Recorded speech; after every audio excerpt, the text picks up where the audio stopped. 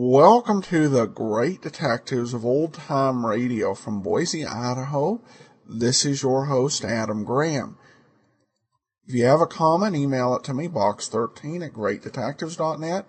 Follow us on Twitter at Radio Detectives and give us a call, 208-991-4783. If you've not already, I encourage you to pick up a copy of my ebook, All I Needed to Know I Learned from Columbo. Take a look at 7 great detectives of radio, literature, and television, and examine life lessons that can be gleaned from their characters and history. The ebook is available on every major ebook store other than Apple, and it's also available on smashwords.com, and of course for the Kindle. That's all I needed to know I learned from Columbo. Now it is time for today's episode, Dr. Jonathan Budd and the Dutchman.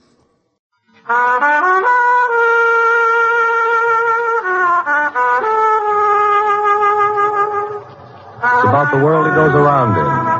It's about the big music, and the big trouble, and the big 20s. So when they ask you, tell them this one's about the blues. Pete Kelly's Blues.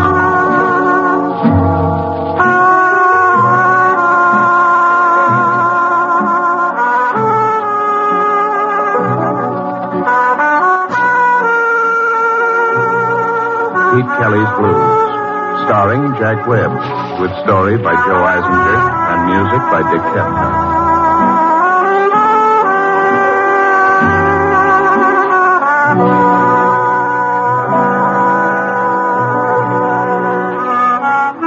My name's Pete Kelly. I play cornet. You'll find us at 417 Cherry Street, Kansas City. It's a standard speakeasy. The whiskey matches the color of your money. It's a fairly quiet crib, never any real serious trouble. The competing torpedoes in town regard it as a sort of a neutral zone, a place to meet and maybe talk things over before going to the gun. The Switzerland of Kansas City. The lease is owned by George Lupo. He's a fat, friendly little guy who has only 2 things in his life, dollars and cents. We start grinding every night at about 10 and we play till the cash register tape gives out. But that's all right with us. He lets us play the kind of music we like and pays off with a smile. Sometimes we even manage to get a few bucks. Last night we were dragging through the lull hour of the first set when the distinguished old guy came in. I'd seen him in the place many times before, always with the Dutchman and 2 or 3 of the Dutchman's guns. He'd sit at their table, letting their whispers float around his gray hair, never taking part, just sit quiet, gaining slowly on the open bottle in front of him, staring at a point that probably didn't exist. This was the first time I'd seen him without the Dutchman. He started to sit at the usual place, hesitated, looked around the half-filled room, took the small table in the corner near the bar. He smiled up at me as he poured his first drink. There was nobody behind it. We went into the wind-up.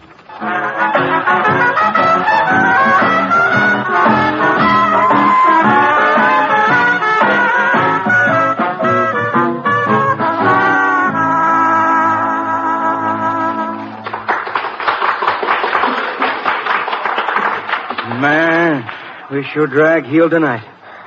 What's up next, Pete? Nothing. My lip's raw. Let's get off for a while. You're burning that lip at both ends, Petey. Slow down. You want a beer at the bar, Red? No, thanks, Petey. I'll catch me a hunk of fresh air in the alley. All right. On your way out, throw some nickels in the pianola, will you? Right. See you later. Yeah. Yeah? Forgive me, I spoke quite on impulse. I find myself the sudden victim of an overwhelming desire for companionship. Yeah. I see you're alone tonight. I'm alone every night. Please sit down, if only for a minute. All right. Thank you. What will you drink? A little of that ginger ale will do fine. You expecting your friends? That's the one thing I can count on tonight, the arrival of my friends. I should like to compliment you, Mr. Carey. On what? Your music. I must confess I don't really understand it, but I do understand and recognize one thing, faith. You play your cornet as though you believed in it. Thanks. That is a priceless thing, Mr. Kelly. Faith and a belief in something. Never lose it, sir. Because when you do, you're lost yourself. Yeah. Well, No, please. Just sit another small minute. All right. I lied to you, Mr. Kelly. I told you I wanted companionship. No. What I really want is an audience. There are so many things I want to say and so little time left in which to say. Sounds like you're about to get married. Have another drink, huh? You think I'm drunk, don't you? Well, you're right, I am. But not on whiskey. Yeah. You're scared, aren't you? Is that it? Yeah. Feel my heart. Expending enough energy to power a modest side dance. What are you afraid of? All evening I've been asking myself that same question. What am I afraid of? Surely it can't be the loss of life. And yet... You sick? With a disease for which neither man nor magician has yet been able to effect a cure. The wrath of a killer. You're a target. Is that it? I, as you so graphically put it, am a target. The Dutchman? The Dutchman. Look, I don't make this. Right now, you should be 2 yards the other side of Baffin Bay. Streets are lined with the Dutchman's gun. But you gotta make a pass at it. You can't just say, okay, here's my head with a 50-cent cigar in it. Don't you want to live? I thought not. My adrenals refuse to concur. Look, isn't there somebody to help get you out of town? A friend? I have no friend, except the Dutchman. The law? Yeah. Now, look, I gotta get back up there. Take this key. Hotel George, around the corner. Go up to my room. There's no reason for him to look for you up there. We'll think of something. Do you think so? Do you really think so? Now, look, we're gonna try. If we can't, we'll need 2 50-cent cigars. Now, go on.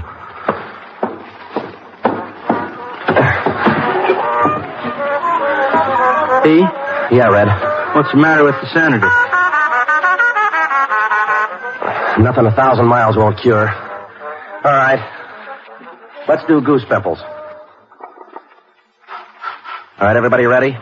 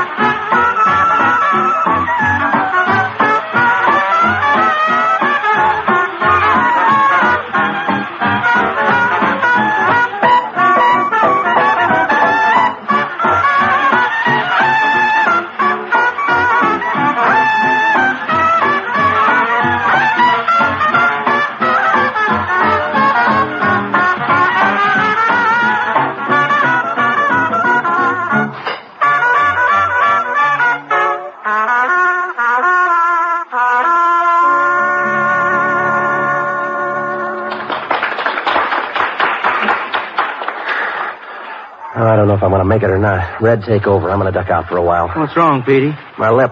It's starting to limp. Uh-oh. Here comes trouble. Mr. Kelly? Which Mr. Kelly? How many Mr. Kellys you got in this crib? Never mind, Jamie. I'll handle it. You ask the punk nice, is he, Mr. Kelly, so he gives you with a snotty which Mr. Kelly? All right, Jamie. Please forgive Jamie. He hasn't had much sleep lately. Yeah, will you wake him up and tell him there's another Kelly? Bob Kelly works downstairs in the plant. Maybe he's the boy you want. No, we're looking for Pete Kelly. Yeah? Yes, Pete Kelly. Oh, not Bob Kelly. Not Bob Kelly, Pete Kelly. Yeah. Well, I'm Pete Kelly. I'm Pete Kelly. We'd like to talk to you for a minute. Sure. Outside. Outside? Just in the alley. Private. Yeah, well, I'd like to oblige you, but you see, friend, I got a job to do here. Outside. All right, Jamie. Mr. Kelly understands. Yeah. I'll be right back, Red. Yeah.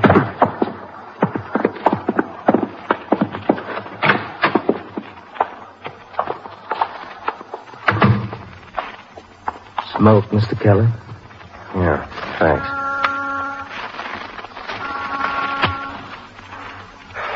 Thank you. You're welcome.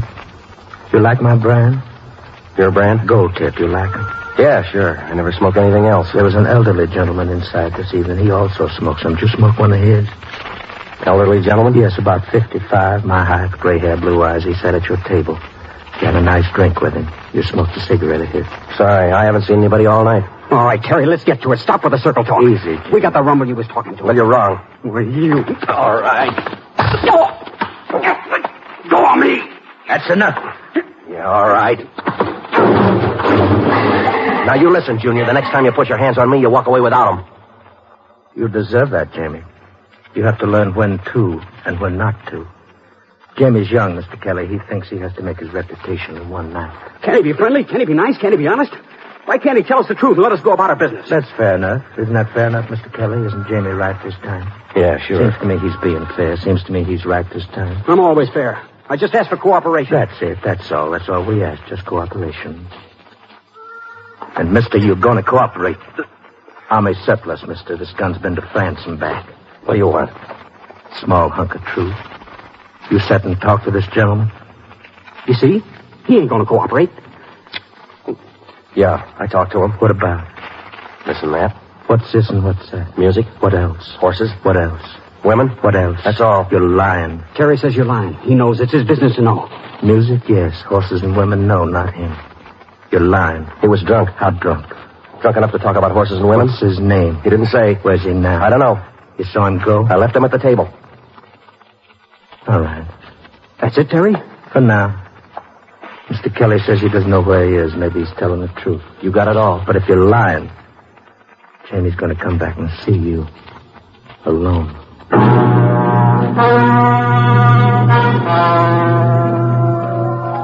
Well, I didn't need Einstein to figure it out for me. They were a couple of the Dutchman's guns. Assignment, rub out of one old party. Method, burn down anybody in the way.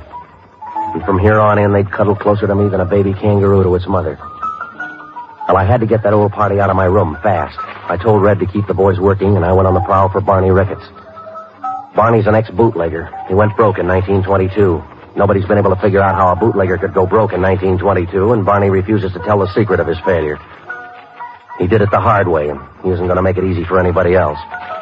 He wasn't at Sour Sammy's joint. He hadn't shown at Papa Pastor's, and I was starting to worry when I caught up with him at Joe Donegan's over on 12th Street. As usual, he was boiled and loud. Ah, Pete Kelly, the Kansas City Gabriel. Listen, Barney, I need a favor. Without evasion, Petey, I tell you right out that your arrival is ill-timed. A major league favor.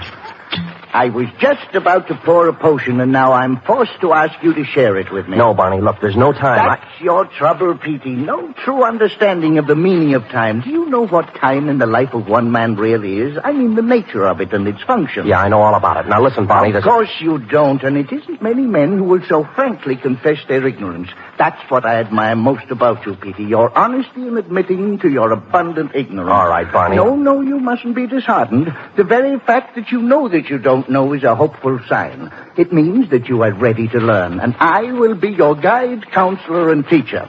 Yeah. Now then, take time. All right. And to properly understand the true nature of time, you must take time to understand it.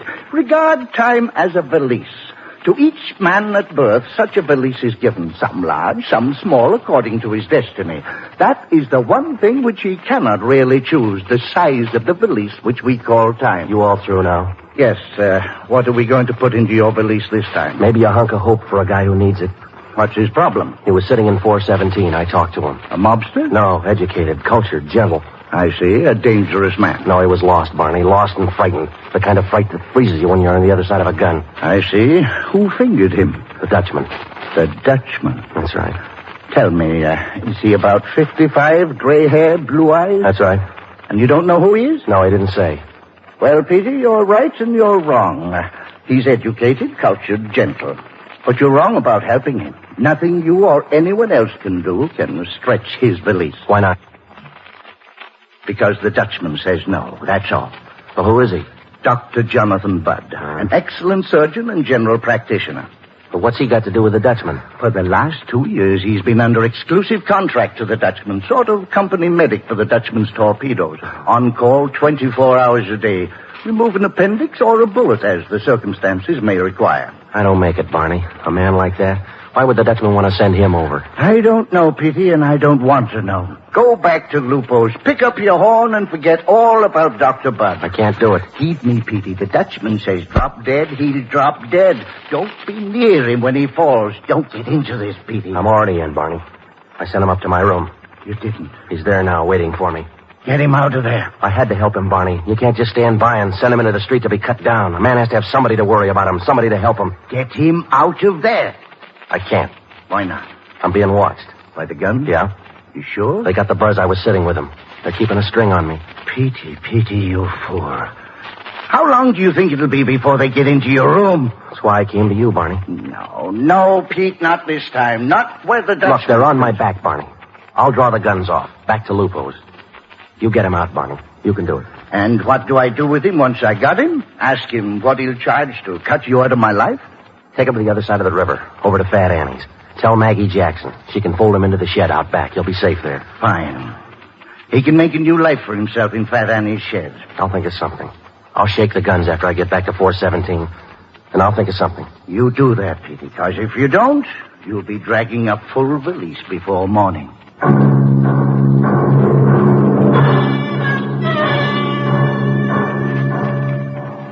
Well, I scuttled back through the streets, back to 417 Cherry. The guns were right behind me.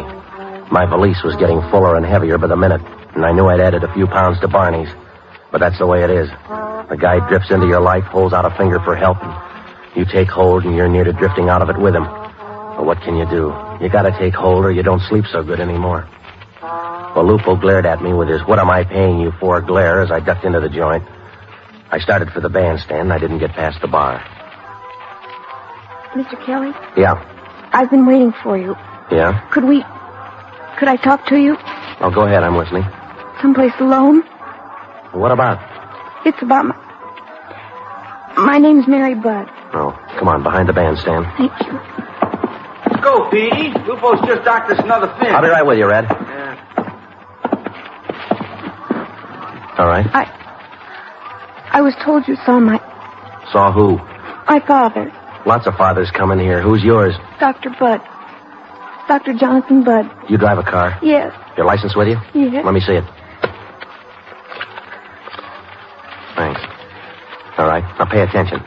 Your father's in trouble. The big trouble. Why? What's happened? The Dutchman took a dislike to him. Who's the Dutchman? You don't know? My father never told me anything. Well, you're a big girl now. The Dutchman's a man with a gun. He's pointing it at your father. All right, now hold on. Maybe we can... Why would anybody want to kill my father? I don't know. He's never hurt anybody in his life. Why would this man... Look, lady, I got no answers for Maybe you. if we could find out why... Maybe we could...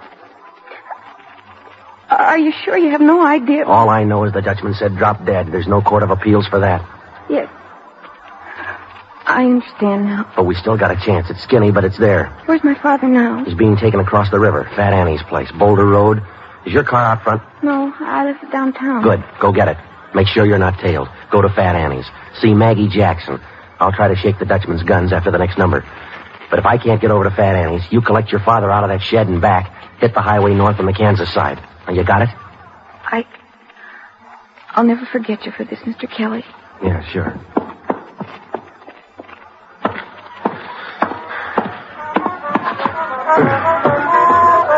All right, let's settle down. Settle down, huh? What's up? Newlyweds in from St. Joe been asking for a cornet solo for an hour. All right, what do you think? How about pitching Toad Jode? Oh, my lip and you ask for that? All right. All right, pitching Toad Jode. You got it? All right. I'll give you the pickup.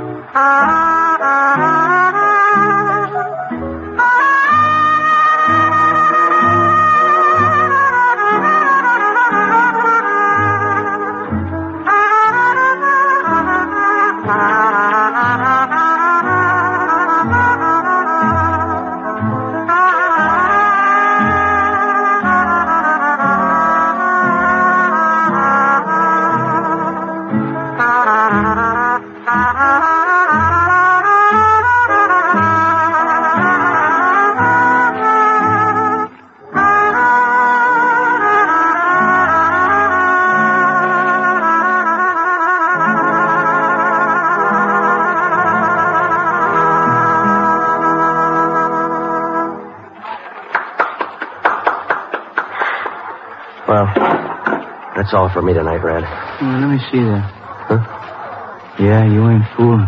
Your lip's bleeding. We'll do the next set without me, huh? Oh, man, that Lupo, he's sure making the deducts tonight. Where's the Erskine parked, Red? Around on 10th Street. You better put the top up. Looks like rain. Yeah, all right. How long you gonna be gone? Huh? I said, how long you gonna be gone? Depends on how much room is left in my valise.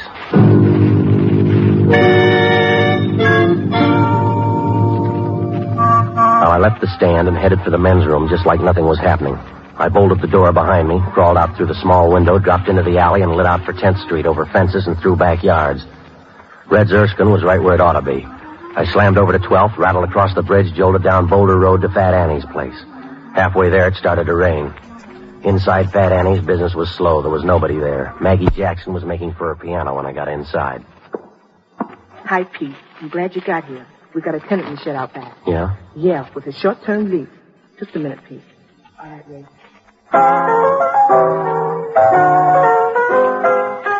I ain't going nowhere, ain't seeing no one, no how. 'Cause love and I are parting, starting now.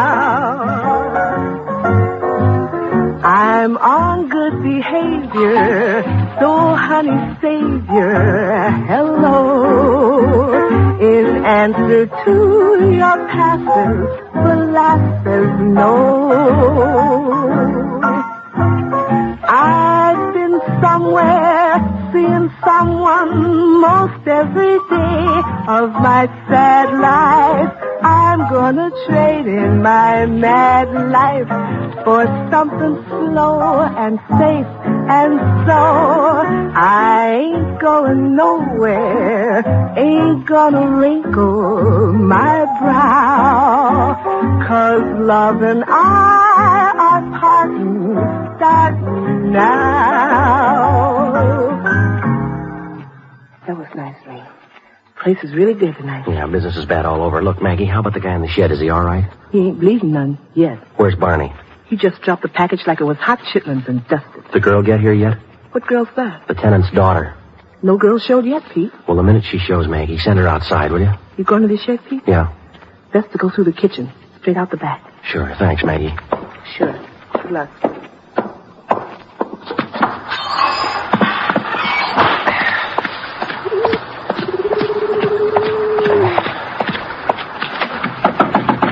Doc, it's Kelly. Pete Kelly, Doc. Come in. Yeah. You all right, Doc? Yes. The roof leaks and I've run out of cigarettes. Sure. Here. Oh, thank you. I'll give you a light. That's good.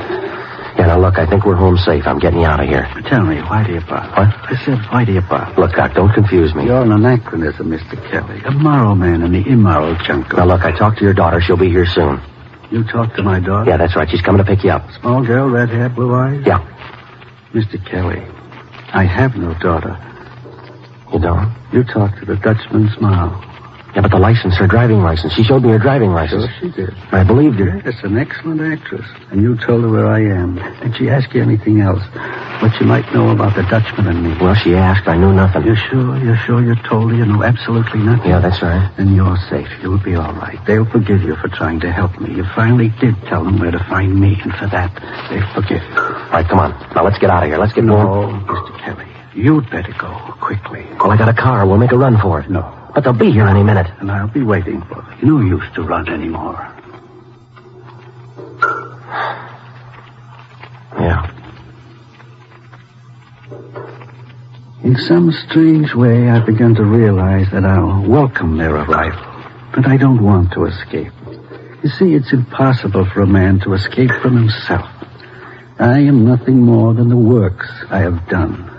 It is those works which decide the ultimate fate of a man. Mine, and rightly so, are about to kill me. No, we cannot escape from what we have made of ourselves. Yeah, but look, you can start all over again. There have been others like this before. They ran, took the chance, and ran. Strange. Things taught me in my youth. Things unremembered for years. My freshman days at school, and the words of Socrates when Crito urged him to delay the drinking of the hemlock as others before him had delayed. Yes, Crito, and they of whom you speak are right in so acting, for they think that they will be gainers by the delay. But I am right in not following their example, for I do not think that I should gain anything by drinking the poison a little later. I should only be ridiculous in my own eyes for sparing and saving a life which is already forfeit. Please, then, to do as I say, and not to refuse me. And so, I ask you, Mr. Kelly, don't refuse me. Go now, please, for your sake. I'm all right. You're not all right. They're going to kill you. Don't you understand that? I understand. Yeah. Sure you do. There's nothing more I can do? Nothing. Except perhaps a cigarette. Sure. Take the pack. No. Two will do. Yeah. Goodbye, Kelly. Goodbye, Doc. Kelly. Yeah. Please leave the door open. Yeah.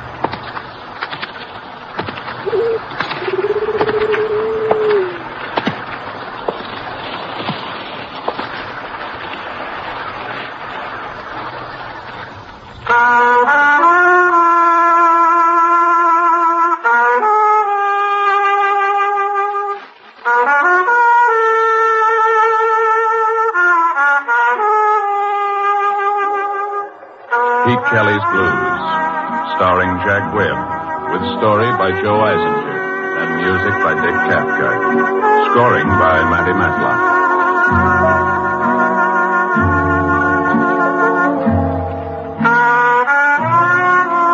The music of Pete Kelly's Big Seven and Maggie Jackson is now available on phonograph record. The proceeding was transcribed. Now join the Great Gildersleeve on NBC.